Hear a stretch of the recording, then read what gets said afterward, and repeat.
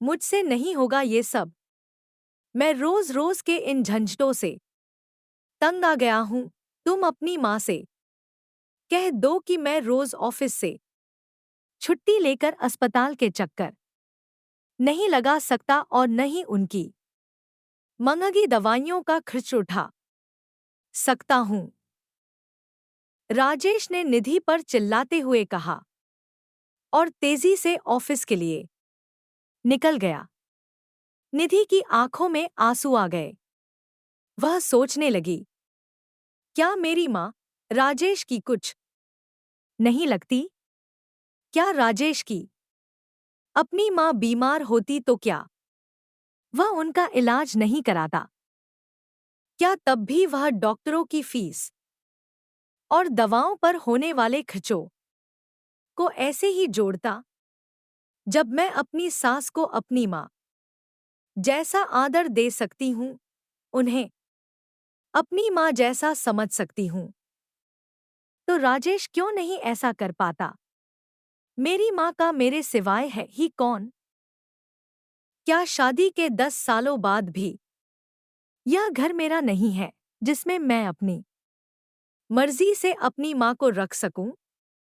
निधि अपने माता पिता की इकलौती संतान थी। उसके माता पिता ने बड़े अरमानों से और धूमधाम से राजेश के साथ उसका विवाह किया था। निधि के पिता की छोटी सी मिठाइयों की दुकान थी। शादी के बाद निधि अपनी दुनिया में बहुत खुश थी।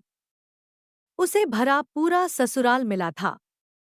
देवर और ननद ने उसके भाई और बहन की कमी को पूरा कर दिया था। पलाश के जन्म के बाद तो उसकी खुशियां दूनी हो गई थी। पर सदा समय एक सा कहा रहता है। लगभग 6 महीने पहले अचानक ही निधि के पिता की मृत्यु दिल का दौरा पड़ने से हो गई। पिता की मृत्यु के पश्चात निधि की मां बिल्कुल अकेली पड़ गई थी। उसके पिता की दुकान भी निधि के चचेरे भाइयों ने मिलकर हड़प ली थी। पूरी तरह बेसहारा हो चुकी मां को निधि अपने साथ ले आई थी। उनकी तबीयत भी ठीक नहीं रहती, हालांकि मां उसके साथ रहना नहीं चाहती थी।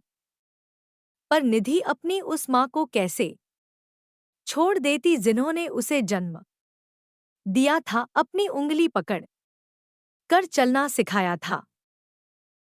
शुरू में तो सब ठीक चल रहा था, परंतु कुछ समय बाद ही निधि की सास को छोटी छोटी बातें बुरी लगने लगी थी। तुमने अपनी माँ को चाय पहले क्यों दे दी? अपनी माँ को दूध क्यों दिया? मेरे पोते को अपनी माँ से दूर रखा करो। पता नहीं उन्हें क्या बीमारी है। कब तक तुम्हारी माँ यहाँ रहेंगी? उन्हें किसी वृद्धाश्रम में क्यों नहीं डाल देती? कब तक वे मेरे बेटे के पैसों पर ऐश करेंगी? इत्यादि इत्यादि।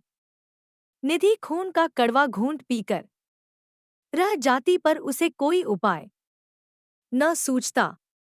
राजेश भी उसकी कोई बात न सुनता और अपनी माँ की ही हाँ में हाँ मिलाता।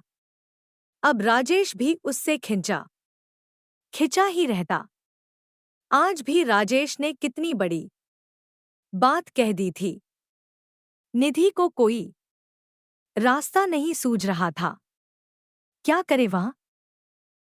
क्या सच में अपनी माँ को किसी वृद्धाश्रम में डाल दे? पर वह जब अपनी माँ के बारे में सोचती तो उसका मन स्वयं को धिक्कारने लगता। क्या मेरी माँ के प्रति मेरी कोई जिम्मेदारी नहीं है? क्या माँ का कसूर सिर्फ ये है कि वे एक विधवा है और एक बेटी की माँ है? बहुत देर तक सोचने के बाद निधि एक निर्णय पर पहुंच गई। शाम को जब राजेश वापस आया तो निधि को अपने कमरे में देख हैरान रह गया। निधि ने अपना सारा सामान बांध लिया था और अपनी माँ के साथ घर छोड़ने के लिए तैयार थी। उसने बड़े सधे शब्दों में राजेश से कहा, आज तुमने मुझे इस बात का एहसास करा दिया है राजेश, कि यह घर सिर्फ तुम्हारा है। मेरी इच्छाओं और भावनाओं का तुम्हारे जीवन में कोई मोल नहीं। तुम्हारा घर छोड़कर मैं अपनी सहेली चित्रा के घर जा रही हूं। उसने मुझे अपने स्कूल में पढ़ाने का प्रस्ताव दिया है। अपने जीते जी मैं अपनी जन्मदात्री माँ को किसी वृद्धाश्रम में नहीं छोड़ सकती। राजेश ने तो इस स्थिति की कल्पना भी नहीं की थी। वह निधि को कमजोर समझता था। उसे लगता था कि उसके ऊपर पूरी तरह से आश्रित निधि उसे छोड़कर जाने का सपने में भी नहीं सोचेगी। पर यह क्या कह रही हो निधि? घर छोड़कर कहाँ जाओगी? तुम्हारे बिना पलाश को कौन संभालेगा? घर की देखभाल कौन करेगा? राजेश ने सकपकाते हुए कहा। सोच लो राजेश, यदि तुम्हें पलाश की माँ चाहिए तो उसकी माँ की माँ को भी पूरा सम्मान देना होगा। जहां मेरा और मेरी माँ का सम्मान नहीं, वहां मैं एक पल भी नहीं रहूंगी। जहां तक पलाश की बात है, मेरी ममता मेरे आत्मसम्मान के सामने तुच्छ है। तुम सब मिलकर उसका अच्छा ध्यान रखोगे, ऐसा मेरा विश्वास है। निधि ने दृढ़ शब्दों में राजेश को जवाब दिया और अपनी माँ का हाथ था मैं दरवाजे की ओर बढ़ चली।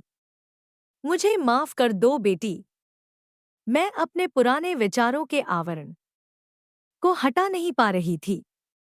आज मैंने तुम्हारी जगह अपने को रख कर सोचा तो मुझे एहसास हुआ कि मैं कितना गलत सोचती थी। आगे से मैं और तुम्हारी माँ अच्छी सहेलियों की तरह एक साथ एक घर में रहेंगे।